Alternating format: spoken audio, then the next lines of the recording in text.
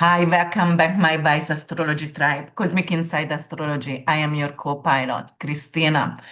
We are here today with Moses, and actually, we're going to continue the Ever After Forest series. And I always going to have new guests, and I would like you to meet him. He will introduce himself. Thank you so much to being here with us. Welcome, Moses. Please say something about yourself. Oh, hi. Yeah, thank you, Christina. Yeah, so I've been an astrologer 31 years. I've been doing readings now. I use Western astrology and Vedic astrology together. I consider them equally important. I've Some people know me as a locational astrologer. That's probably the thing I have, a reputation for as far as like that's what I do full time. And so a lot of people just find me through that. Recently, someone found me because they asked ChatGPT who was the best astrocartographer, and like, apparently it said me. So he was like in a different country, but he found me out of nowhere, so that was kind of cool. That is cool, Um, yes. and I'm like you, I don't know how to not talk about the real world, politics, genocide, all these things that are like in our faces every day that are driving us nuts, to have to observe the inhumanity of humanity. So anyway, yeah, I like to talk about the real world, and I care about things like that. At least I hope I do.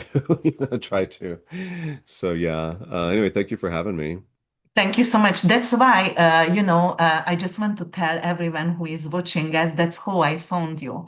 Because I always try to connect with my wise tribe, which is like if somebody has the same integrity, values, and morals, and I watch them for a while. It's not like stalking, but just, I'm watching their writings and where do they actually lean to and if they have any compassion or empathy toward humanity.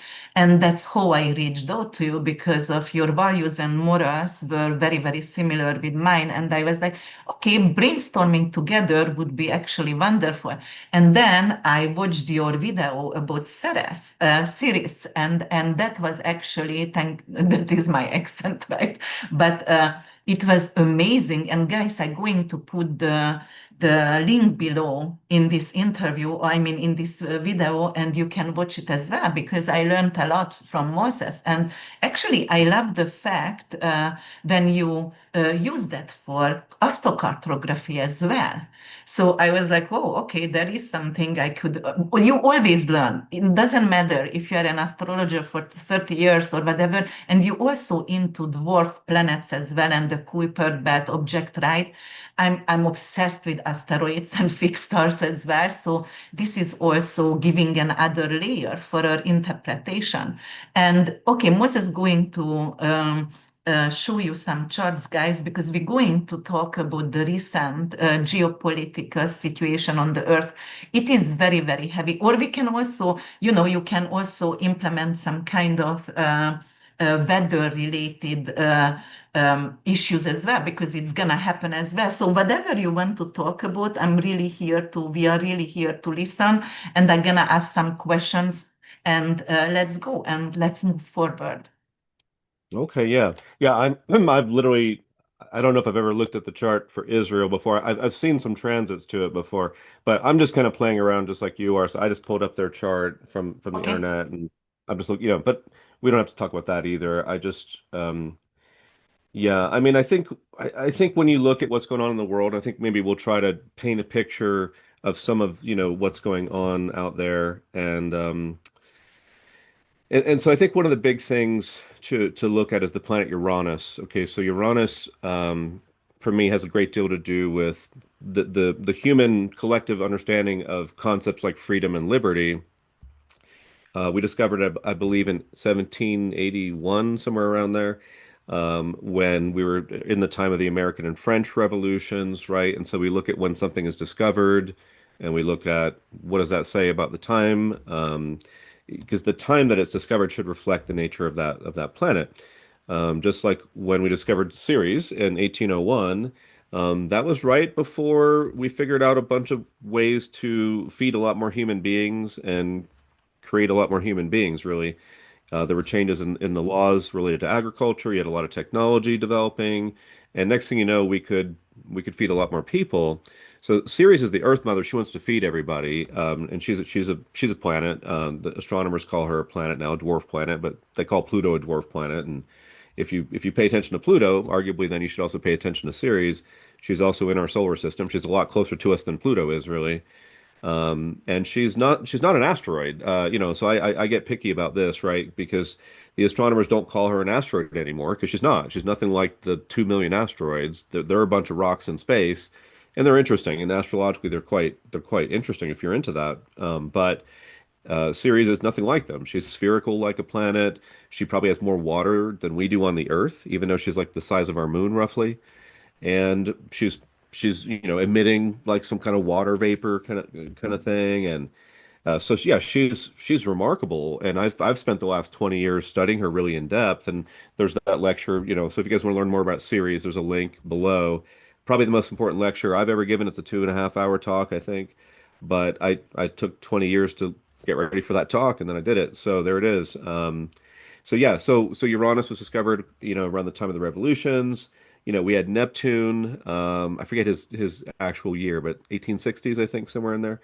And a lot of interesting things were happening around that time. You had a lot of spiritualism and kind of new agey stuff was starting to happen, and you had some key writings related to the development of like concepts around socialism and communism and things like that.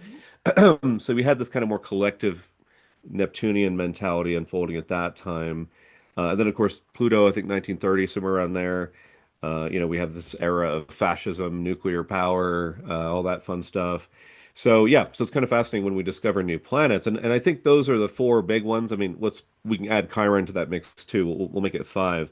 So the first thing in the asteroid belt, which is actually a planet, Ceres, Chiron, which is the first of the centaurs, right? So he's 1977, which I would say, in terms of his discovery, that was a period where we were starting to figure out that there's other people in the world, effectively in terms of things like health, like you know, how do people in the East, eat a macrobiotic diet or whatever, it might be.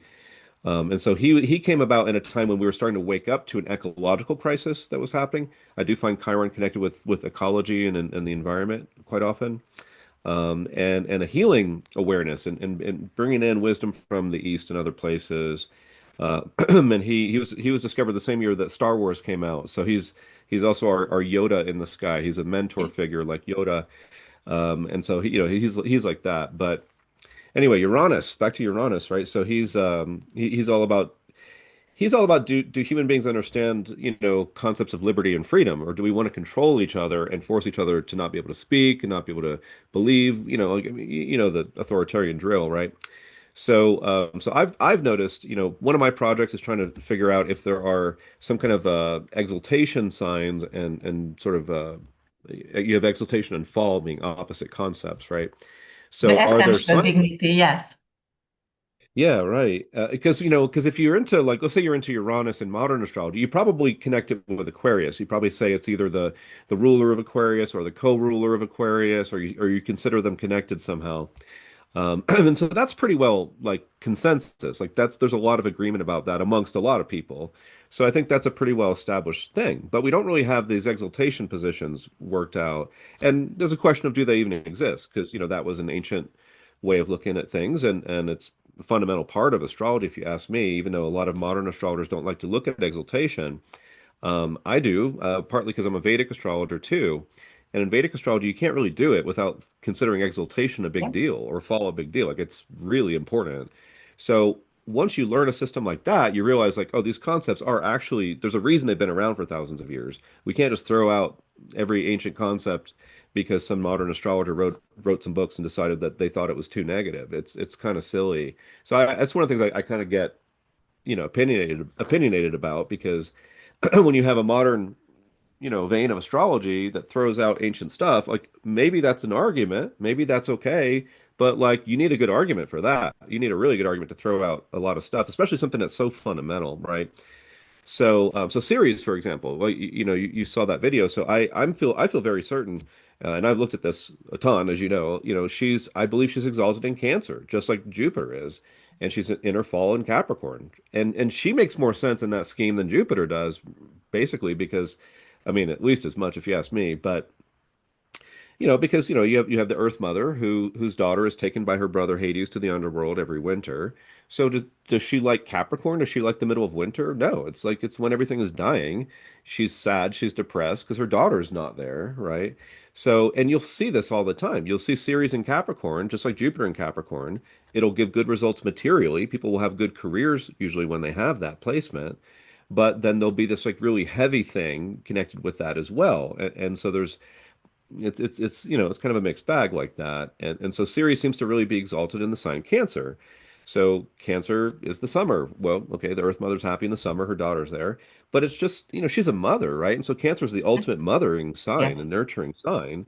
So of course she wants to be in Cancer, just like Jupiter. Jupiter likes to be in Cancer because he's so benevolent, he wants to be positive, he wants to uplift you on a good day.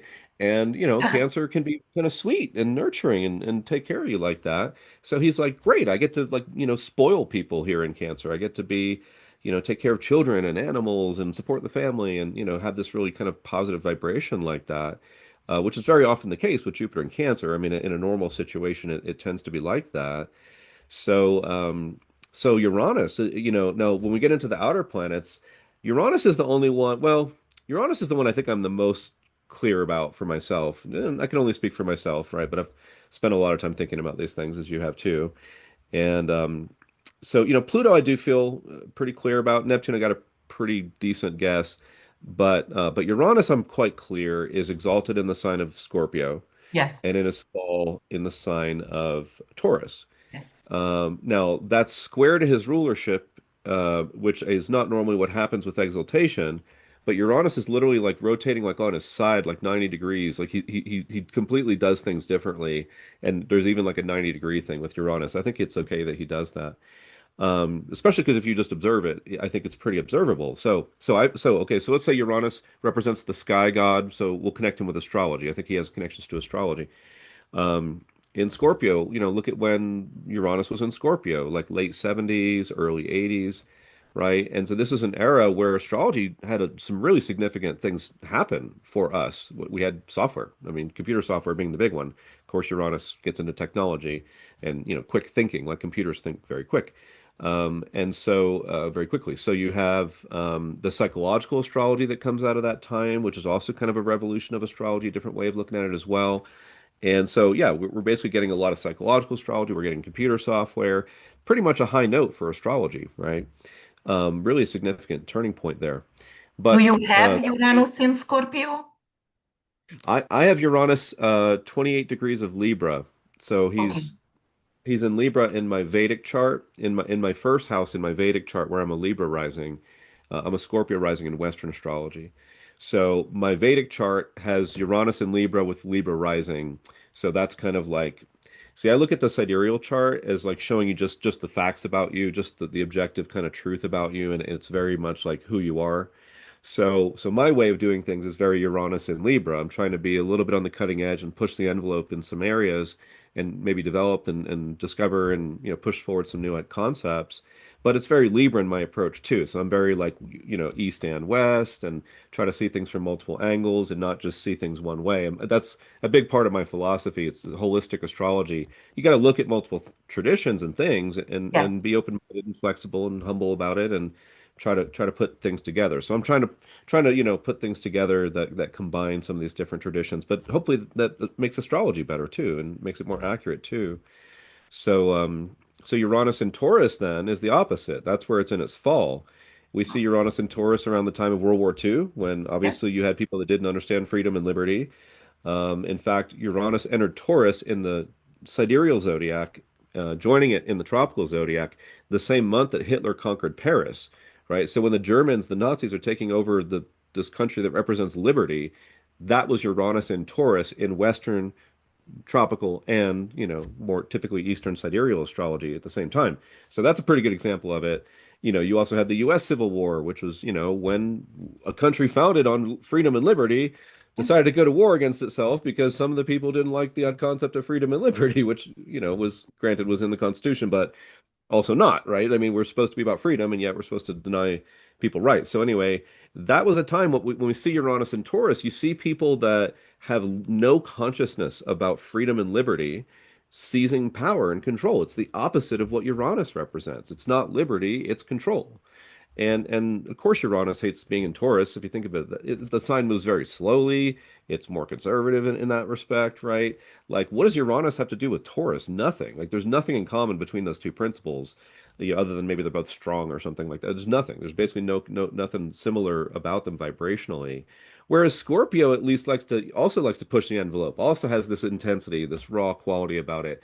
I think Uranus likes the this kind of radical intensity that Scorpio brings to confront things. Because guess what? If you're going to create freedom and liberty for people, you've had to rock some boats to get there throughout history. So I think Uranus is all about that. Whereas Taurus would say, let's just be nice, let's just Yeah. watch the fascists take over, let's just sit back and let's Yes. wait for the next election when the votes aren't going to be counted correctly again, and that'll solve it. And Let's I say play that. Switzerland, right? Because we don't do anything, we are not taking part, we just hear, we don't look. Yeah, that's Uranus in Taurus. But in Scorpio, like, your blood is boiling and let's do the research, let's talk, let's be the advocate. Absolutely. I have Uranus in Scorpio in tropical. Okay. Just like, yeah. So, Yeah, and like the early 80s weren't like a tremendously like intense time on the planet compared to some other times, but that's the thing, like, if a planet's exalted in Taurus, I'm sorry, in Scorpio, sometimes it's going to be correlated with like disruption and intensity, and other times the planet's going to be just operating the way it wants to operate. And I think the early 80s are more like an example of that. You got like punk rock and heavy metal, and then that leads to rap music, and it's like it was really like the Saturn Pluto conjunction in Libra in 1983 was in the sign of Saturn's exaltation. So again, Saturn was happy. Uranus was happy in Scorpio, I think. And so we really got a lot of pop culture. We really got a lot of like things becoming cool and interesting, and a lot of art and stuff like that. So, it can go different ways, but Taurus seems to be a heck of a place for Uranus to go through, because there's always that regressive element in human society that wants to pull us back to the dark ages. And so that's the crowd that comes out and starts to get more bold and sees more power during these times. And so I think that's like kind of the big one, like the big cycle in a way that shows that human beings swing this pendulum between embracing freedom and then and then the authoritarians sort of embracing their control, and it kind of swings. And so we're on the downswing, but we're just starting the upswing. So Uranus is still in Taurus in sidereal astrology, in Vedic astrology. It's going to go back there also in tropical astrology. So it's moving retrograde now, through Gemini. So we're not done with it in tropical astrology either. So we've started the shift, but what's so fascinating to me is the shift started away from Taurus when Uranus went into Gemini. And it was so fascinating to watch that this year when Uranus went into Gemini. Let's July get 7th, yeah. 7. Okay, I knew it was somewhere around there. And November Uh, 7th, it's gonna retrograde back to Taurus, yes. okay. So this is July 7th. Now, if we look at like, let's go to Google here real quick. When did Pam Bondi,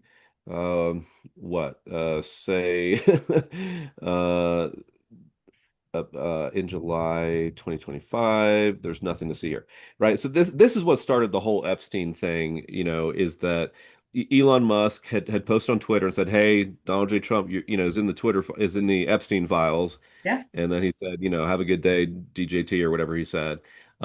So yeah, so here it is. On July 7th, 2025, the Justice Department released a memo stating an extensive review of the Epstein case files found no incriminating client list and that no further information would be disclosed. That's stunning, right? I mean, that's amazing. Yes. And another thing that happened that weekend, like within a few days of that or something, was because that was a Monday, so it would have been within a few days of this, the new Superman movie came out. Have you seen that one? No, I haven't seen yet. Yeah, my boys did, but I haven't. I would recommend it. It's encouraging, and it's related to Uranus going into Gemini. It's because it's one of the things that happened right when it happened. And one of the things that people were saying about it when it happened was like woke is back or whatever, because in this movie, Superman is really into empathy. He really cares about like squirrels and like everybody, and like people in desert countries getting bombed by people who with more military, investment. I mean, it's a very clear parallel to Palestine right now. I mean, it is, and and so this movie came out, and all of a sudden, we've been kind of getting beaten down with all this like heavy like restrictive popular sentiment going the wrong way. And then this movie comes out and all of a sudden says, no, the good guys care about people and they care about animals and they care about people who are getting genocided. That's don't forget your heart here, And so that was really fascinating. And it was the first day or so within a week, of Uranus getting out of Taurus for the first minute in a while.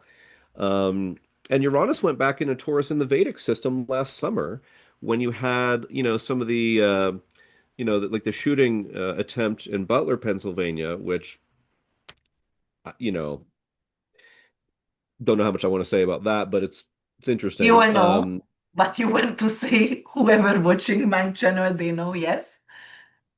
Yeah, obviously, everybody has their conspiracy theories, things that they're, for me, like, I don't know, like your ear getting grazed by a bullet perfectly with all this blood, and then there's no damage to your ear. Maybe that happened. Maybe that happened. I'm not qualified to really talk about that, but wow, that one's hard for me, to be honest, and But where that is the was guy?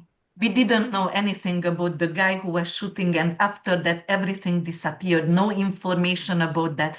It was just blacked, and we turned away again because, very fishy. Everything but is out there about this situation, it's very fishy. And yeah. yes. Yes, that's how I feel. I could be wrong, but that's I have questions, right? So, but Uranus had gone back into Taurus in the Vedic system. The last time that happened was literally when Hitler conquered Paris. So now we're in a moment of like, oh wait, was this, whether you believe it was real, okay, and you think, okay, this was like something that propelled Donald Trump to victory, and now obviously you can see what he's doing as president, or whether there was something a little odd about that, and that was used to help propel him to victory. I don't know, but that event I think is correlated with what was going on there. And so I think we've just begun to swing back toward people going, wait a minute, this is nuts. Like we made some progress as human beings toward freedom and liberty, and we're rolling that back. Why are we doing that? That's crazy, right? I think we're just starting to see that. And the Superman movie was an example of that. And then the Epstein files thing coming out was one of the first things that's ever stuck against Donald Trump. I mean, we're still talking about it, and he's still, trying to distract us from it, and they're still not dealing with it. And so it's one of the first things that really starts to show, I shared something about this on a Facebook group, and someone was like, well, Uranus and Gemini should be good for Donald Trump because, I do think Uranus is quite often a more benefic sort of influence than people take it to be. I think it correlates a lot with being successful and popular. I mean, look at him. He's got the North Node conjunct the Sun and Uranus in Gemini in his chart, which, by the way, means they're in Taurus in his sidereal chart. There we go again with Uranus and Taurus. But this is a guy who obviously is successful enough to have a hit TV show, or win the presidency twice, So he's obviously doing okay with it. But open your eyes. Like the first day it happens, Pam Bondi says nothing to see here at the Epstein files, and then it blows up. That's what made it blow up. Is now everyone's like, actually, no, what is in the files? Because like those girls didn't rape themselves. Like, what happened here? Yeah. So that's going on, but that's part of the swing away from Trump right now. But wait a And so second. Can I mention here something? I'm sorry to cut you oh, you're over good. here. But for example, when it happened, we had in bitropical, we had Uranus and Mars conjunction on his midheaven squaring with his ascendant and Mars. All right. When it Yeah. went actually Uranus to Gemini, he has Uranus, North Node and Sun conjunction bitropical in Gemini. And the moment, even if it is not conjuncting, but the moment Uranus stepped in Gemini, Uranus, Mars, Uranus, North Node and Sun conjunction conjunction in medical astrology actually something to do with stroke and paralyze, or the dropping Mhm. the face, and he has that. So I knew he going to have some kind of head related issue with stroke as well, and he did, and everybody is questioning, did he get a stroke or something? On the other hand, Right. I just also want to tell that to the listeners. Progress Israel asteroids on Donald Trump's midheaven, when Uranus and Mars was conjuncting also on the midheaven, squaring with his ascendant and Mars. And then right now, Mars did half of the circle since then, since the beginning they conjuncted and went to Scorpio. And it's gonna go right now on his progress moon and opposing Uranus and progress Israel, and still squaring with his ascendant and Mars. So there is a major issue going to happen over here with his health, or it's gonna be a real attack against him. And it could be some kind of you know, maybe I don't want to say, but foreign country involves, or things like that. Yes. But I just wanted to say when Uranus went to Gemini, it started to trigger, even if Uranus return gonna happen 17 degrees, so it wouldn't happen for another 3.5 years, guys. But still, the moment it went in, the energy got exploded, and it could create medical astrology a stroke. Especially, he has Uranus moon opposition. Trump has moon in Sagittarius, 21 degrees, progress moon right now in Scorpio, opposing midheaven, creating a T square. So there you go. Yes. So, okay, so yeah, now I've got Donald Trump's chart up with the transits for July 7th. Now, you were talking about Uranus Mars. When was that? So that was actually in April when or before, yes, it was last year, because it created and helped him Mm. to win the election. So when Uranus Mars was actually conjuncting, and I predicted that in 2024 January something is going to hit his head. Most likely it's gonna be a gun or whatever. Will it be staged or not? But yes, I was talking about that, and that's what happened exactly the day. Whoever archangel, angel was also Yeah. on his ascendant, whatever it means. But yes, Yeah. but Yeah, July see, 7th, Uranus, when it went back, right after, if you remember, they started to talk about he has strokes, mini strokes. yeah. And indeed, I believe this is exploding, that conjunction, natal conjunction, which is paralyzed, cannot speak. Soon he will not be able to, or he will get hospitalized. Yeah, you mentioned his progressions too, and this is one that I'd written about. I think the exact date of this one is in 3 days, which today is September 24th when we're recording. But if you look at Trump's progress chart right now, you see Mars is at 1454 Libra, and in Trump's chart, Chiron is at 1454 Libra. So Wow, this is his okay. progressed Mars, conjoining his Chiron, which is it's doing this week. Like this is the week of his life when that happens. So he's lived almost 80 years, but this hasn't happened yet. This just happened. This is actually happening in 3 days. Yeah. So this is one of the most significant things, I've seen in his chart for a while. And to your point about the stroke, I mean, like I'm really wondering right now if that's been happening, either been happening right now or is happening or about to happen, something related to this, because I saw a video just the other day with him, like his face really drooping really bad on the right side, I think it was. And I've seen some of his speaking recently. Like I don't like he just did the announcement about autism and Tylenol and saying that, it's caused by Yes. pregnant women taking Tylenol. And if you watch that speech, like he doesn't even he's not up to his standards of being able to speak anymore. Like he's just saying the same thing over and over and over. He's like, how many times did he tell women not to take Tylenol? And it was weird. It was really weird, And so yeah, I'm really looking at him going like, wow, he actually is losing the ability to speak and think coherently and articulate his words right. And so, I mean, here we go. I mean, Chiron is sometimes related to medical stuff, and obviously Mars can be a disruptive planet. So, this is something that is interesting here. And if Mars is with his Chiron, okay, let's look at the negative side of like things that could be sort of harming him. In other words, um, he's the whole Epstein thing is part of this as well. Because talk about like something that's like got to be hard for him to deal with every day. I mean, he goes to England recently, and they're projecting him and Epstein on a castle wall for him to look at and stuff. Like this isn't going away, and so it's kind of his worst nightmare, right? Like all this Yes. Epstein stuff not leaving the public consciousness.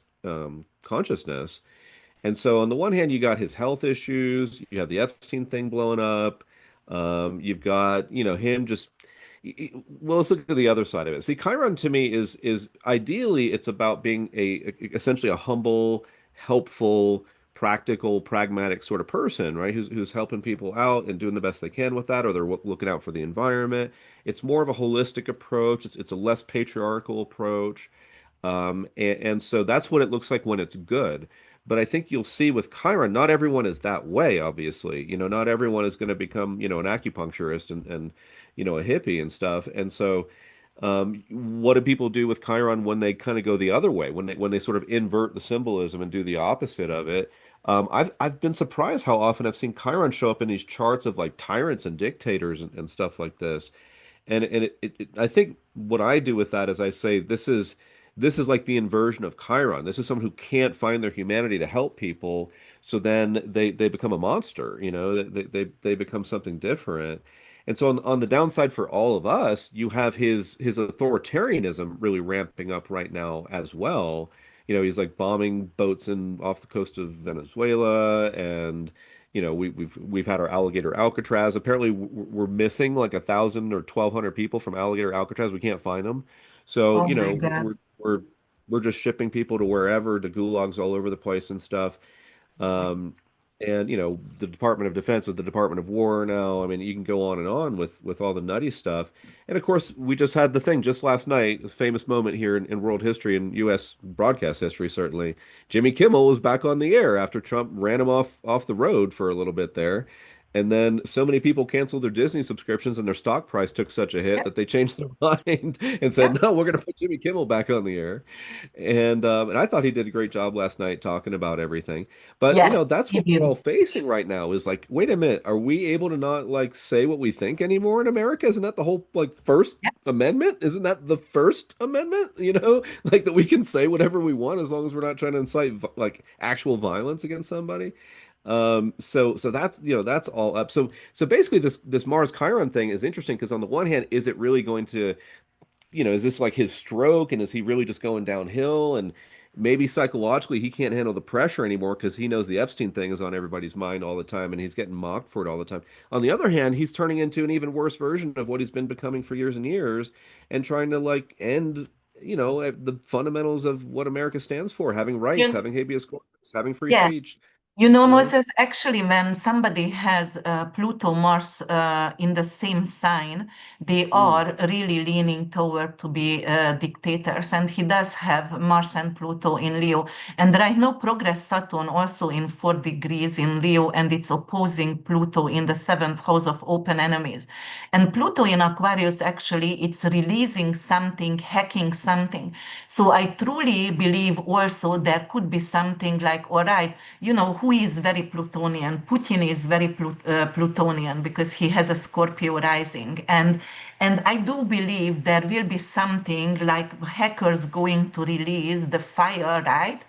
And that's also going to take a toll on his health because he's already 80 years old, he's fat, he's obese. He says he's 220 pounds or something like that. Obviously, he's 350. Come on. And like there is a lot of and the old man is traveling constantly. Doesn't matter if it's luxury. He likes his Coca-Cola, he likes his hamburger, he never eats well. This is like, come on, this is so obvious, right? Even if there is medical technology and he will get the best technology, there it's still going to hit. Yes. And So we will see, but also, Saturn going back to his eighth house in Pisces, which is hospitalization, poison, chemotherapy, it's not really going to help. Jupiter exalted in Cancer on his Saturn at this moment, which is again hospitalization, it won't help also. And it is actually creating a square because Saturn and Chiron, natal Chiron for him, it is a square. It is wired, not close to each other. But as you said, Right. progress Mars is also there. So yes, it is creating some major difficulties. And that's why we're talking about Trump, guys, because if Trump is out, the whole entire world is going to change. Everything is changing because we are connected, we are interwoven. Butterfly effect, Baber, if you've seen the movies, you know how interconnected we are. We are one human race, guys. You have to understand this. Doesn't matter. And that's why I always looking for my tribe to hold each other's hands and being advocate. But you're right. Yes, censorship. I was so happy when Jimmy came back and they said because Disney lost like $4 billion, they canceled the Disney trips and everything on the stock. I was like, oh my God, we are powerful, guys. We are. You vote with your money, take it out, Yeah. sell it, done. Okay, sorry. I just wanted to say that. Just continue, No, please. that's good. Yeah, well, there's actually a couple interesting things going on in his progressions. I look at Mercury, right? Mercury's 2638 Leo in his progressions right now, secondary progression. Mars is 2646.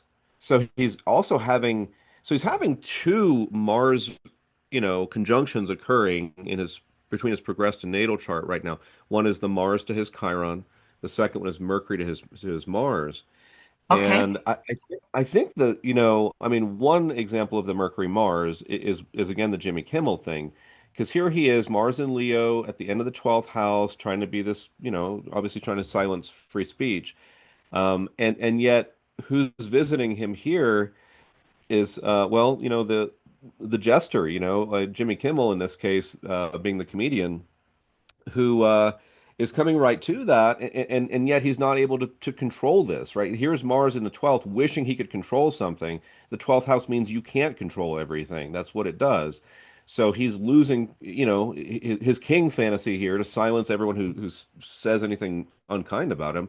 But it's funny how it's Mercury who's beating him. It's literally what you just said. It's we're using our dollars. We did a boycott. We stood behind the court jester in Jimmy Kimmel and and he's winning. And Trump melted down last night and posted this huge Truth Social thing because of course he's sitting there watching Jimmy Kimmel last night. He had to have been. And of course Jimmy Kimmel, ripped him again like he always does, and did it well. He did it effectively, and he made a good case for his sort of side. But how significant is that, right? Two Mars events simultaneously, conjunctions that are, once in a lifetime events from his progressions basically. So, and then there's that moon you were talking about. Here it is at 20 Scorpio, getting to almost 24 Scorpio is apparently his IC. So that's about 3, 4 months away. We're going to have his moon in Scorpio, which is of course the fall for the moon. And by the time he gets to 24, it'll be in Scorpio in his sidereal if he did him that way too. And that's on his IC. That's a bit odd, right? And then the progress chart itself has Pluto coming to the midheaven. If you use this, I think I'm just using like the standard method for the progression of the midheaven here. It's probably solar arc. So that's like a year or two away, but we're kind of in this window right here, and this looks like at minimum it's a turning point. At minimum, it's an ending of some sort in his career. And this does, this is the kind of thing you might see where someone does actually reach their pinnacle in their career. They reach their final crescendo or whatever, and then that's going to pivot in a couple years, and it moves away. So he's losing some kind of power or influence probably over the next year or two here. But he's got a lot going on. He's got to survive even just right now. Um, so yeah, so this whole thing was about starting with Uranus in Taurus, Uranus in Gemini. We still have time to go with Uranus and Taurus in tropical a little bit, but we have a long way to go with Uranus and Taurus in sidereal astrology. So that's the bad news. If you like freedom and liberty, we're still in a period that's predominated by, authoritarians. But then what happens is the rest of the world has tended to fight back against this sort of thing, or at least somebody does. And unfortunately, that's where we get wars, and that's where we get struggles, and that's where we get all this conflict because when you put authoritarians in power, they don't let it go. I mean, they don't want to do that. Trump barely gave up his spot after the last election. We saw what happened with January 6th. So, I mean, now you give him 4 years to prepare for his next January 6th. Like, if he were there at that time, obviously he's not going to go willingly, So that's what's sad about this is that in order for people to reclaim their rights and their freedom, they tend to, there tends to need to be a backlash against the people that have seized power, and that's typically done through violence because these people don't give up power any other way. Maybe America will figure out how to do that politically. I don't know. I hope so, right? But that's the kind of the stage of the cycle that we're at, where the pendulum is just starting to swing back the other way. And so then we got to deal with these people in power, who are trying to take us backward. So it's not a good time in that respect, but at least we're starting to see some kind of a pivot toward the light on this one. But it gives me a lot of hope for Uranus and Gemini, even though it does tend to correlate with a certain amount of chaos and backlash. Understandably, when you think of it in that historical context, we have to have a backlash against the loss of rights, and we have to regain our rights and so on. And so, yeah, so it's a very difficult time for us, but I think that's at least somewhat hopeful while also being thoroughly depressing at the same time. Don't let me just give you hope. Let's make sure we get a little depression in here as well, because we're still dealing with a lot of BS, obviously. And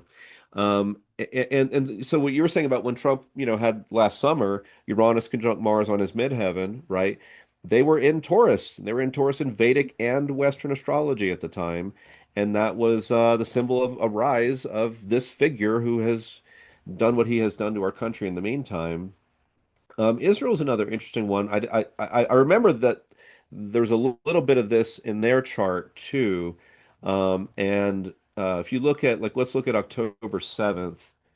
Let's see. So we'll go 10/7, 23, right? Um, and I haven't actually looked at this before, but I remember I've heard and I've seen it like on Facebook, and I remember thinking about it a little bit. Yeah, so you check it out, right? See, there's Uranus with the sun in Taurus. So that was their sun is about 23 Taurus. Yes, Uranus was in the eighth 22. house. Right. Yeah. And this is a time chart. It's 4 p.m. Tel Aviv, May 14th, 1948. So apparently this is a real chart. So yeah. So how would you like to be born with the sun exactly on the cusp of your eighth house? That's the state of Israel. And whatever you think about Israel, okay, I was always a big, supporter, whatever. Now I'm not, right? Because I see terrorism taking place, Yep. against people. I see genocide. I see things that killing journalists. I mean, okay, not okay. This is not okay. So, but this is Israel, right? Israel lives in the eighth house. They live in this perpetual state of trauma and terror. Either they're afraid of getting attacked, or they're attacking, or all these things. Like it's not peaceful. It's very scary in some respects. So then what happens when the planet that represents freedom is in its least freedom understanding sign, its most intense sign, conjoining that sun, we get October 7th, we get these horrific attacks, innocent people are murdered. It's awful. Totally condemn Hamas. Obviously, it's totally wrong. At the same time, we have to understand that historically, okay, these people are doing what they're doing because they've been treated like animals for decades, because they've been living in an apartheid state for decades. Like, okay, it's not just that these people are, But it's whatever you want not to call them. Palestinian, it's Hamas. And who created Hamas? Israel created Hamas, right? Because they wanted to actually Yeah, make their own people live in fears. And if you are always suppressed, and this is the truth. Those are Jewish people who went to a country and they've been actually welcomed after the Holocaust, which was terrible and horrible, right? But it's not only Jewish people who get massacred during Holocaust. I know you right. you made a comment on my post, when I showed actually and broke it down, how many people died, 78 million people in the Second World War, how many gypsies, how many Jews, how many Hungarian. I broke it down, it affected all of us. War is terrible. But, Right. who created Hamas? Israel created Hamas to control their own population. What's happened on October 7th? Why was there in a very high surveillance country 6 hour standoff? Just tell me that. Can you ask that question again? I think I missed with your accent just a little. Why was Israel standing off for 6 hours on October 7th? They Right. did not Right. respond for 6 hours. Obviously, because Milakowiski, I has his chart as well, didn't want to go to prison. Israelian doesn't want actually, Bibi to be in power. So he didn't want to. That's why he was like, okay, stand off, doing something over here so we can attack Gaza, we can attack Jordan, West Bank, and then Syria, and then we get the Greater Israel. They have that. IDF soldiers have that. The Greater Israel. They want Lebanon. They want, this is crazy, guys. This is war after war. So yes. And did you see, actually, Moses? Did you see Saturn gonna go on Israel? Sun in 2029 and square with Pluto. So there is, Okay. I always say there is a murder suicide. There is like whatever they do right now, it's going to seize the country in 2029. I believe it's most likely not gonna be Israel then. So 2029, you're talking about Yes. here. Take Let's Saturn to Israel Sun in 23 degrees. And Saturn, if it goes also on Algol, Algol is very nasty fixed star, right? And then it is, actually, it is squaring with natal Israel as asteroid and squaring with Saturn and yeah. Pluto all the way. So the North Node and Sun and the midpoint between that going to square with natal Israel asteroid and Saturn. So this is going to be very, very pivotal and changing, shifting its existence. Yeah. It's Yeah. threatening its existence. That's what I wanted to say over here. Yeah. Yeah. I mean, we can see when Uranus got to that sun, October 7th happened on their eighth house cusp. Looks like Saturn makes a station right at 25 Taurus, September of 2029. And that's 2 degrees from, not even 2 degrees from the sun. It's on the eighth house cusp right here. That's an equal house and porphyry.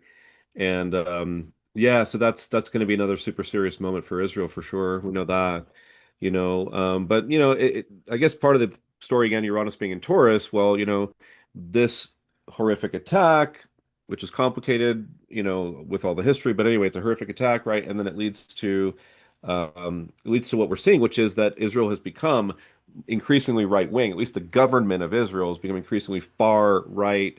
Yeah. Where people are calling them. They're saying they're behaving like Nazis now. They're sniping kids. They're starving people. It's a genocide. I mean, lots of genocide scholars will say, yeah, that's a genocide. So it is again an example of humans losing an awareness that other people should be free. Other people should have liberty. We should have rights. We should treat each other with respect and dignity. And understandably, in the sense that like Israel was traumatized by October 7th, among other things, you can kind of understand the psychology a little bit, but it's still what it is. It's still horrific when you're committing genocide. So that's another example of Uranus and Taurus right there, and just stunning to see it so connected to the eighth house, at the same time. So yeah, another example of how this is unfolding. So that's one of our big kind of pictures, right? But then the other one that really makes a lot of sense. Maybe we could talk about Pluto and Aquarius, but I think the Neptune and Saturn conjunction, of course, is a big one. So we had that earlier this year. Neptune went into Aries, and 3 days later, Trump announced his global tariffs, punishing every country on Earth, Yes. except I think Russia, North Korea, and Belarus, or something like that. But yeah. So anyway, the last time Neptune went into Aries, 36 hours later, the U.S. Civil War started. The first shots were fired at Fort Sumter. Yeah. This time, what happened? Trump declared war on the entire world with his tariffs, and it's completely changed the whole balance of power, the global economy. Everything's changing now because everyone recognizes the America's nuts. Like Trump's tariffs are nuts. They're completely nuts. They make no sense, and on so many levels, they make no sense. And so, these are the two great self-inflicted wounds, arguably, that America has caused itself. One was the Civil War, two was Trump's tariffs, which are going to lead to our economy going. It's not good. It's not good the direction our economy is heading. Even as the stock market is hitting new highs, we know that's not the whole story. So this is really significant. I remember talking to a client, a couple clients earlier in the year, and just talking to them about it. It's like, yeah, what we have coming up is just like the Civil War, but worse. Because on paper, with the astrology, it's worse because Saturn's there, and Saturn's not only Saturn, but Saturn's going into Aries. That's his sign of fall. And again, you have to understand a planet in its fall is not going to be perfectly happy to be in that sign. It doesn't like to be in that Very sign, in fact. frustrated, very angry over there. Yes. Yeah, and so when we have an understanding of what Saturn represents, like imagine people who have Saturn in Libra, as a general rule, they're pretty well able to talk to people, work with people, get along with people, play by the rules, stuff like that, because they have a good awareness of Saturn. They're smart about Saturn. They know how to do Saturn. They know how to get along with people. They know how to, kind of, scratch the right backs and say the right things and be pleasant and be, Beautifully not too. polished and attract, magnifies, they very magnetic. I'm sorry. Yeah, magnetic. Yeah. Yeah. Yeah, and it's a fundamental understanding of following rules in a society to get along with other people and have a peaceful, prosperous world. That's a good thing Saturn would like to help us with. But you go into Aries, you're going to get some good and some bad about that because it's the opposite of that in some way. So now we're going into this era where we don't have an understanding of how to play by the rules, respect tradition, respect the Constitution. Like now, the good thing with Saturn and Aries, arguably, is it's very anti-establishment. It's very like fight the power because it's Aries, but it's a Saturn not being like Saturn and being in Aries. So it's not about, okay, let's all get along. It's actually, and that's why this is just scarier in a way than the Civil War, at least on paper. And it's not done yet. We're still, this is still happening. This is still very much happening, right? Because you add Neptune to that Saturn, now we have all the mind control, all the confusion, all the stuff going on with media. I mean, the Nazis back in the day used radio. They piped radio into people's houses to slowly win their minds over, right? And so today we've had decades of right-wing media, which is becoming increasingly divorced from reality and facts. And now that's seeping into people's brains, and that's how you create people that follow Nazis. Honestly, it's you take over their brain, and the human brain is not strong enough to withstand all the peer pressure, all the social media, all the news that's coming from slanted sources. Like, we're not smart enough. We aren't smart enough collectively to see through all that. Some of us are going to get swept up in the mind control, and we're going to get I pulled into the narratives from people who just want destruction and violence, and and so this whole Saturn Neptune thing, what's kind of scary about it is it's like we're still in the beginning stages of it. Now they were together earlier this year. Saturn entered, I think it was May 25th of this year. Saturn went into Aries. Neptune did it at the end of March. And so we got our first taste of this, already.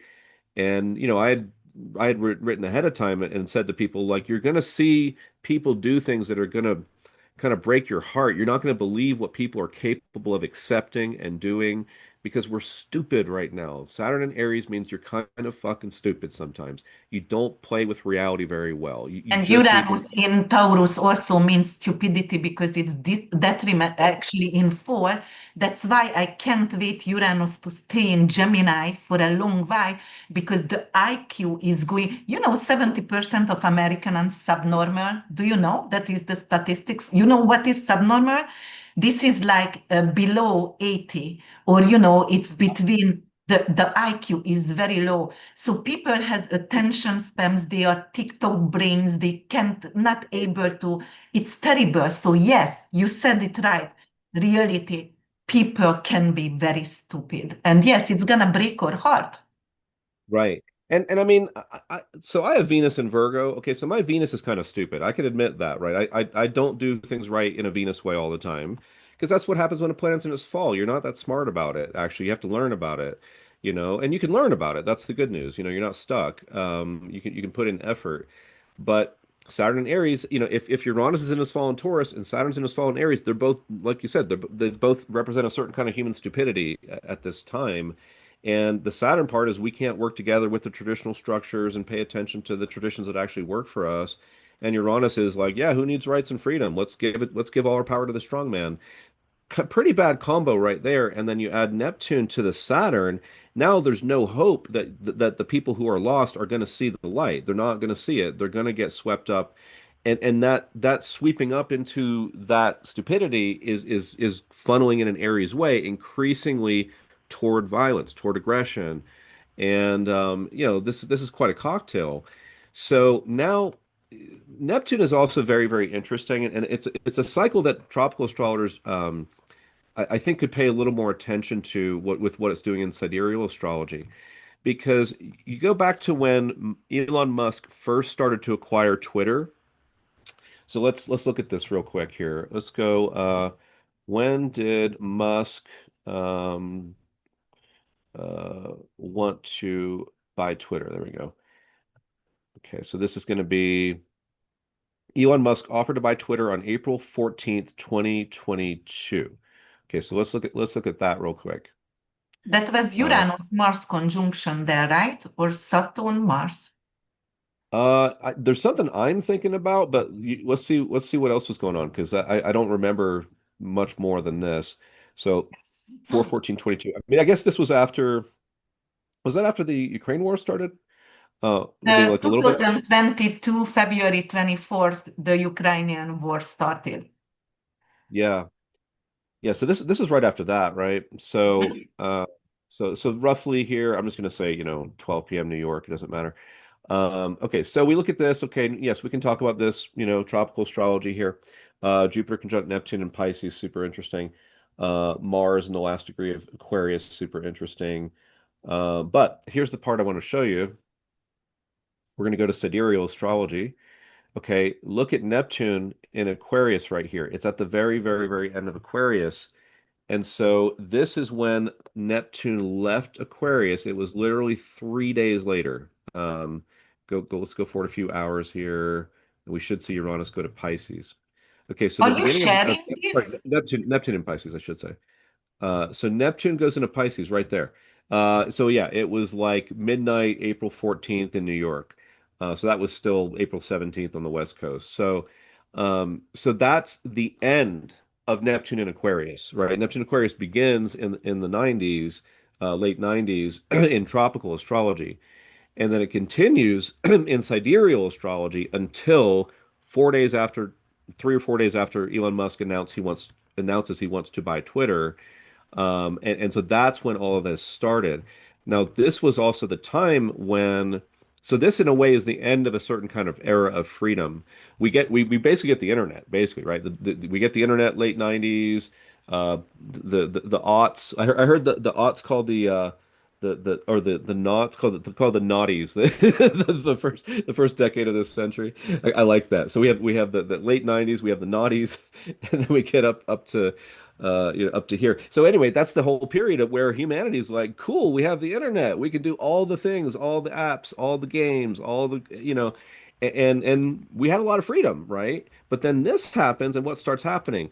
Russia and China start clamping down on their social media because of the war, and they start to try to control the minds of the people in their countries because they don't want them getting information about what's going on in Ukraine and whatever else. So this was the beginning of massive increased state control of media in those countries. And in our country and in the rest of the world, our version of that was Elon Musk acquiring Twitter. I called this out.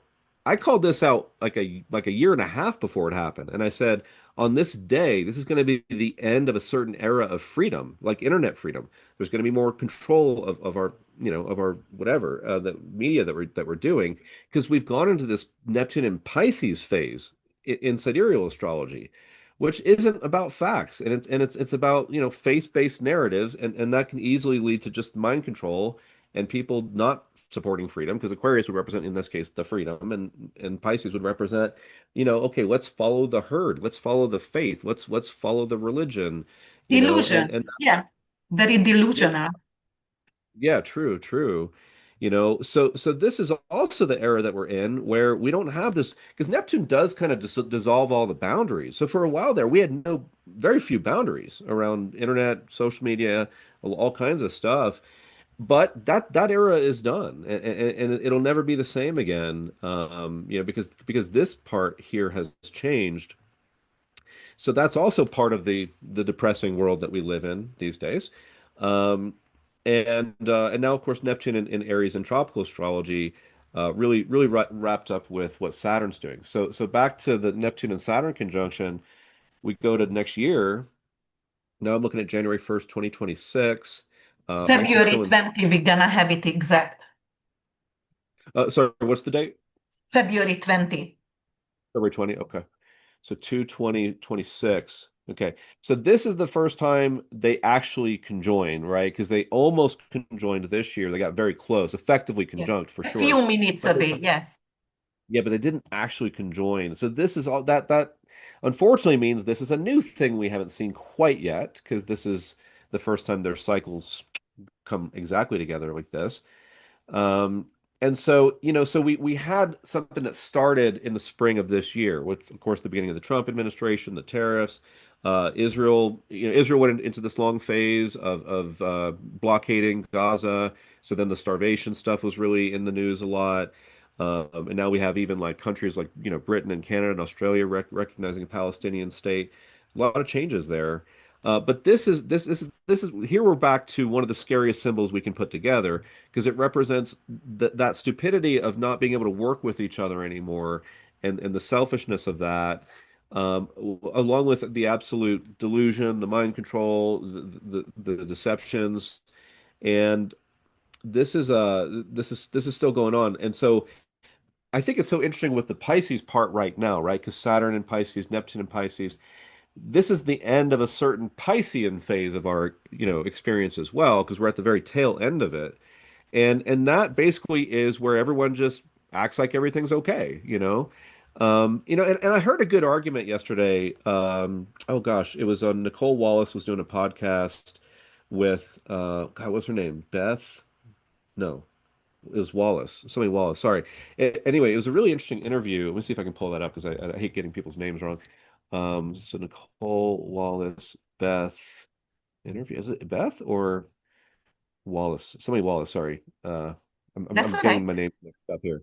But yeah, shoot. I'm completely failing on that one. But anyway, this is an 84-year-old woman, and well known, and she says about our current world, and this is, advice from a like 84, 85-year-old woman, who, you got to respect her wisdom at this stage of life. Um, oh shoot. And she basically says, I think you should live in about 85% denial right now. Like, that's the healthiest thing to do. With 15% of your time, you might want to, take some action, right? To do something that, can Wow. try to make a difference here. Oh, it was Joan Baez. Is that who it was? Oh, I was just listening to it, and I didn't catch the name, I guess. I didn't realize it was Joan Baez I was listening to, but she was quite wise. And anyway, she says that yeah, that you should live in 85% denial right now, because you got to live your life. And she's like, I've got, grandkids, and am I telling them about how our country is going to crap? Like, no, because they're kids. What are they gonna do with that? Like, we can try to keep the illusion going for them for a little bit longer, that they live in this country that, we always thought it was. This is a good interview, though. I really liked it. And and it's not happening. So Send so it to the me, please, denial, though. after we finish, because I really would like to listen it as well, if you don't mind. Yeah, yeah. So I'm sorry, did you want me to do something there? Yeah, not right now, but when we finish, you Okay. can send it to me on Messenger, Got it. and I can listen. Got it. Okay, yeah. But this is the denial, right? Because we've been living in denial. So imagine how the United States was before the Civil War. Everybody was probably in denial. Nobody thought we were going to actually go to war with each other. That's crazy, right? And so we had this Neptune in Pisces, tropical Pisces time prior to the Civil War, when everyone's like, "Oh no, things are going to be kind of normal and okay." And right, and they weren't normal and okay. We had a Civil War, and we lost a significant, part of our population to it. So that's kind of where we're at right now. We're at this transition between the denial of everything's okay and everything's normal to, oh my God, things are definitely not normal, And so we're at the end of the Pisces phase. So if you want to live in denial for a little bit longer, you can do it for maybe just a little bit longer. And, again, Joan Baez there makes a good case that that's actually a healthy thing to do for yourself right now. 85% of the time, live your life and don't be super stressed out and, continue to do your regular stuff. But again, how many more in those days kind of seem numbered, as far as how much longer it's going to really be like that, because this is pretty serious stuff we're dealing with now. But So if you when does are an empath, you cannot do that anyway, because no yeah, matter what true. kind of information you get, yes, you have to be there for your children, try to protect them. But in this stage of internet age, I have a 16 years old and 13. They know what's going on and they are in constantly fear and stress. No matter what, I try to not watch, news in Right. front of them. I turn to young Sheldon right away. They enter the living room, doesn't matter what, or like my kitty videos or whatever it is, because I don't want them, but they're not stupid, right? So, Well, it depends on how old they are too, right? My daughter's 13, my youngest son is 10. They have a little bit of knowledge of what's going on, but I'm not putting it in their face. We did talk about yeah, Jimmy Kimmel the other day because I was having to explain why I canceled our Disney subscription. And so anyway, we talked about that. But yeah, as far as okay, so when is the Pisces phase over here? So Neptune will go back into Aries, looks like around January 27th. yes, And that will be the final right? Neptune will be done with Pisces in tropical astrology, but again, not sidereal. We're still in Neptune and Pisces in sidereal, and that still means something. However, this is still an ending of some sort. This is still an ending of a yeah. Piscean era of some sort. Saturn makes it back into Aries somewhere around February 13th or February 14th. 13, yes, And so that's the end of that. That's the end of Saturn being in Pisces as well. Now the North Node's still there, so you could, there's still a little bit of Pisces, but Saturn and Neptune, they've got a significant historical cycle going on. So I think they're the really important ones here. So by the time we get to Valentine's Day, hey, happy Valentine's Day. All this denial is done. We live in crazy times, and so this is when something ramps up here and something. So we don't know what the world's going to look like until this happens, and it's not going to be pretty. We're going to see awful things. We're going to see destruction. We're going to see people losing their minds. We're going to see the mind control, sending stupid people toward violence and all that. And it's a freaking mess, and it's a really scary time. But let's be real. Let's look at it, right? I mean, I've been predicting this stuff honestly years in advance, like way before most people were talking about this, and I've nailed a lot of these things. And this is bleak. This is real bleak. But we'll bounce back as well as we can from it. But we just don't know what the world looks like when our denial is completely killed, when we can't live in that kind of denial anymore, and then we see that things are really supremely, weird. So even though Uranus is starting to move in the right direction here, but you can see, February 14th, Uranus is still in Taurus. It's still in Taurus in both zodiacs. We're still in an authoritarian window here. yeah. This is still a time when we're in trouble like that. So this is the other, great big cycle going on there. And this is the beginning. This is the new world here, when that conjunction happens. What was the date on that conjunction again? The Saturn Neptune. It's February Yeah. 20, 2026. It is also, representing very well eyes, right? Because Saturn is control, even if it's in fall, they wear mask, and Neptune is borders and, like also immigration as well. And the Right. violence in areas, right? Because of Right. they just True. taking people even with citizenship, which is like, what the heck is going on? And you know what? Did you check actually when Uranus gonna go to Gemini? Gemini by tropical April 25th, 2026. On July 4th, on America's 250th birthday, we have actually a Uranus-Mars conjunction 2 degrees away natal Uranus of America. Geez, this is Mm. going to be a severe war on the 250th birthday of America. Yeah, not cheery. Yeah, here's Uranus. Yeah, there we go. I'm looking at April 25th. Uranus is just about to go back into Gemini there. So 25th, 26th, like you said, Uranus is back in Gemini. And July Um, 4th, if they're gonna conjunct with Mars, 2 degrees away natal Uranus. Yes. but let's look at the US chart. Now I don't I like this Sibley chart. Do you use that one? Do you use a different one? Yes, I use Sibly. Mhm. Yeah. I like it too. It works well enough for me. So okay, so here's July 4th. Okay, so now you're talking about the Mars Uranus conjunction right about there. Yeah, sure enough. Okay, now I'm gonna see if I can pull up my Sibley chart real quick here. Politics. Do I have US in here? It's all right.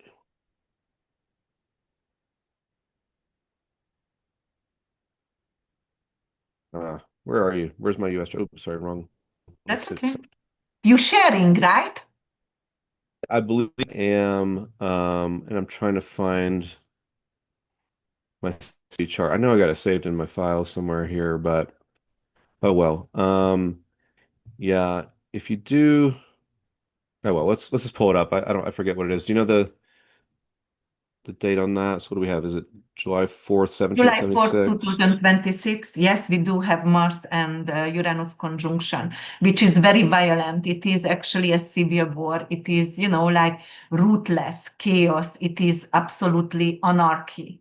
That kind of conjunction. Do you love the movie of Joker? Because I keep Mm-hmm. saying that's the movie of Joker.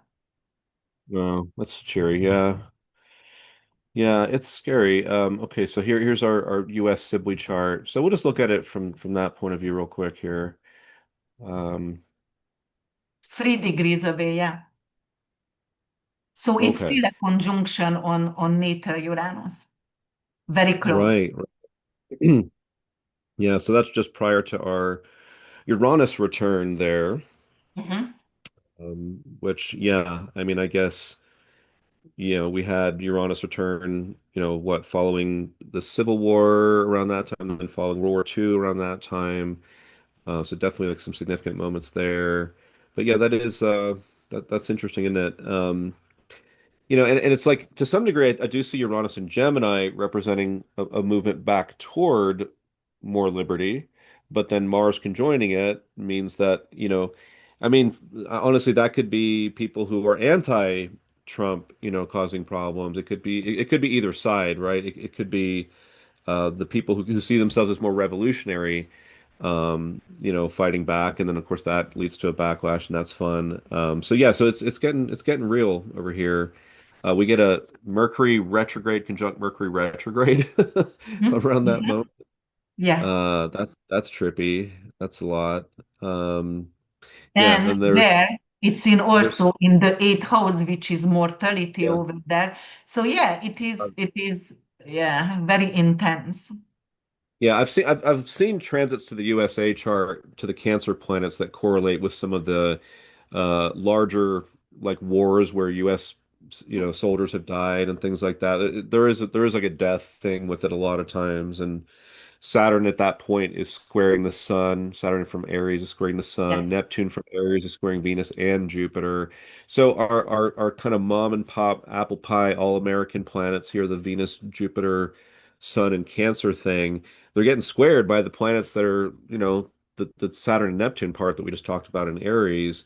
So that's really getting pressured. The Mercury retrograde looks chaotic. And then this Uranus Mars thing looks like another explosive moment here too. And even the North Node is approaching the moon in Aquarius at that point. Now Yes. that's kind of a mixed bag for me because the Vedic idea of the North Node is Rahu. It's kind of a crazy wild thing. It's more like malefic or whatever. So on the one hand, that kind of represents the people going crazy because the North Node can represent that. Aquarius can represent a little bit of crazy too, although can, of course doesn't have to be that. Um, but at the same time, on the positive side, the North Node can be okay, some momentum in a new direction. But this might represent the awakening of the desire for freedom and liberty. However, we see with Aquarius, a lot of times Aquarius has been showing up in recent American history that's giving more power to the people that call themselves patriots, ironically, because of course they're often not standing The for what very America first really. lunar eclipse on February 17th, when we also going to enter Chinese New Year, the fire horse, we're going to Okay. have a degree away of the moon of the US. Because Oh, it's going to wow. happen 28 degrees and the moon is 27 degrees. So, yes, it's also Okay. going to start an awakening, actually. And, because it's Aquarius, I truly believe that is Uranian energy that is seeking for liberation. It is more intellectual. I truly believe this is going to bring us together and it's going to liberate us, liberate the people of the US. And it's just gonna start. So it's not gonna be right away, guys. It's going to take like 2 years because the synodic cycle also with the Uranus Mars on the Uranus return. So it's not going to be right away, even if the Saturn and Neptune in Aries, even if the soldiers and generals are falling and the corrupt government falling, it's still taking over with the new. And I believe Aquarius and I believe Uranus in Gemini, the youth people, the people who are younger. So the whole new administration going to be like Gen Z, and maybe not Gen Z because they are way too young, but like youthful in their 30s, for example, not There, old there's people. I think Gen Zs are still like I have an 18-year-old who's Gen Z, but he's still a bit young. So there's still a lot of people in their 20s, right? That are Gen Z, I think. Yeah. So there are a lot of people definitely, and I think that the tropical Western astrology community tends to interpret Aquarius in too rosy a fashion. We tend to say it's all about the positives, but it is about those positives. So I do agree with you on that, but it's also way more negative than we tend to think. Because it represents people splintering into different thought groups who are opposed to each other intellectually and very fixed in their ideas, and it creates tribalism. And really, if you were to look at it objectively, with a lot of the rise of Trump and all this, Aquarius has shown up a lot throughout this. Like the Saturn Jupiter conjunction in zero Aquarius was like the day that they had the secret meeting planning January 6th, 2 weeks before it happened. The first night when Trump got elected in 2016, I think it was Mars or something had just gone into Aquarius. So we see that this Aquarius quality is often where you have the right wing people saying, we're the patriots, we're right, we're not going to hear anything else because our minds are fixed. And and so I don't think it's just about moving toward liberty. I Okay. think Aquarius is also about mind control. It's also about tribalism. And sometimes it's about extreme conservatism, actually, too. It can be Okay. quite liberal. It can also be extremely conservative. So to me, when I hear there's an eclipse and Rahu getting near our moon, I do see the positive side of it. I do think a lot of us are going to be waking up to move in the right direction. I think a lot of us are going to be going crazy in the wrong direction at the same time, though, because that's not really a symbol of like mental stability. That's total mental instability, if you ask me too. So I think we're going to lose it, and yet some Yeah. people are going to want to move forward in a good direction. But we're going into crazy. There's a lot of crazy, I think, and I Yeah, think this is Uranus the is great. the crazy. Yeah, absolutely. The chaos, Yeah, the anarchy, as I said. Yeah, absolutely. And you made sense because of, Trump actually, you said Mars was in actually Aquarius when first time, Trump has North Node Sun and Uranus conjunction in the 11th house. So obviously, yeah, yeah, even if yeah, it's Gemini, but, yeah, it does make sense. All right, yeah. if we are on into an hour and a half and it's getting Oh, long, geez. so yeah, because I don't want them to get really, like Yeah, I need them to watch it and listen it. So let's sure. wrap it up and Sounds good. uh, whatever you want to say over here. Yeah. Yeah, I mean, I guess I'd love to just blow smoke and just say, "Hey, everything's going to be great, everybody." I mean, I wish I could. It's much easier. It's much easier when you're in astrology. You get to tell everybody everything's going to be great. Yeah, yeah, you can move anywhere you want and you'll be happy. And yeah, next year is going to be great. You're going to meet the love of your life and you're going to be rich. And you know what I mean? Our jobs would be so easy if we could just say that all day long and be right. But our job is to try to be right. And so obviously things go the wrong way sometimes. So I'm not going to put a lot of lipstick on this pig. This is a freaking pig. This sucks. And that's the world you're living in. And so what are you going to do? Yeah. And all the things. And I'm in America. I live here because I've got a co-parent. She won't leave. She won't go to another country. So I got three kids. I'm stuck. I'm gonna ride it out, as long as I can here.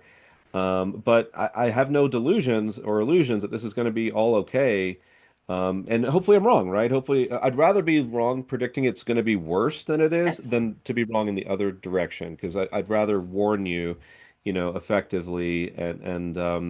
So I will say there is the good news. Here's the good spin. We are slowly moving in the right direction. There tends to be a lot of pain before you can really get going in the right direction, and a lot of and typically violence and typically things like that. It's a whole new world. There's all kinds of new technologies. We haven't even talked about AI and what that's going to do to everything either. Yeah. So I don't know, guys. Take care of yourselves. Live every moment to the fullest. Love the people you love. Do your best. This world is going to be gone in a second for you. This life is just like that. It's just you're just blinking your eye for a minute here in this body, and then you're going to go on with the rest of whatever your soul is about. And what matters, I think, is the consciousness existence. And so, in the end, you can always be a good person. You can always try to help people. You can always, do the right thing. And sometimes in order for you doing the right thing to matter, there has to be opposition. There has to be something to fear. There has to be something that you're standing up isn't requires some courage, right? And Yeah. so this is a time to show up with some courage and be who you want to be. Because this is your chance to show that and show that you're not just here to just, lift up yourself. We're trying to be a human family here, but the human family has got a lot of problems and a lot of trauma and some real stupidity and some real willingness to just follow the herd off the cliff. And it's sad and it's depressing. It is what it is. And we're living through it, and we're watching a lot of things disintegrate that could have been a lot better. So anyway, I don't have a solution for you, but it's been great, getting to talk about it with you today. I loved it. Oh my God, I truly, truly appreciate everything what you just said over here. It went very, very beautifully and flowing. And I totally agree with you because I'm a Buddhist and I'm here, to do my own human revolution. It's not gonna be easy, but we were choosing this life. We were choosing because we wanted to be the advocate. We wanted to fight or maybe oppressed or maybe because whatever your state and stage on the recent government wherever you live on the earth, like it's not easy for everyone. If you look around anyone, if you look around, there is protest everywhere. It's not only the US, obviously, Right. because we are awakening, and let me tell you, awakening is scary and awakening is chaotic, obviously, Right. because you are losing your comfort zone. But I have to tell the exactly same. Hold your people's hand, make sure you're doing good things every single day, at least with one people. Make somebody laugh every single day and be there for your children and family. And that's the only thing we can do. And I hope we going to become better as human race, as human race. And I hope in 10 years that it's going to be a major change. So thank you so much, guys. Yes. Yeah, Oh, and one last thing. Don't forget that even when World War II happened, millions of people died. Most people didn't die, right? yes. Really bad things can happen. Truly awful things can happen, and usually most people don't die. I mean, if you were in Hiroshima, Nagasaki, okay, different, right? I mean, if you were in Dresden, whatever, like, yes, people die in wars, right? But most of us tend to survive these things. We do live in a nuclear age, so that might be out of the picture now. But if things go the way they have been, things can still get really bad, but it doesn't mean that it's necessarily gonna, take you out or whatever either. Like, most hopefully if we don't nuke each other, we're gonna have to figure out how to go forward as a race together here. So don't lose hope either, because there's a good chance you get to stick around and keep fighting for what you want to fight for. Yeah, definitely hope is good to have, but definitely be compassionate and empathetic because that's going to help us move forward. I absolutely agree with that. Yeah. All right, guys, thank you so much to being here. Bye for now. I just gonna stop the video. Okay, just a second. So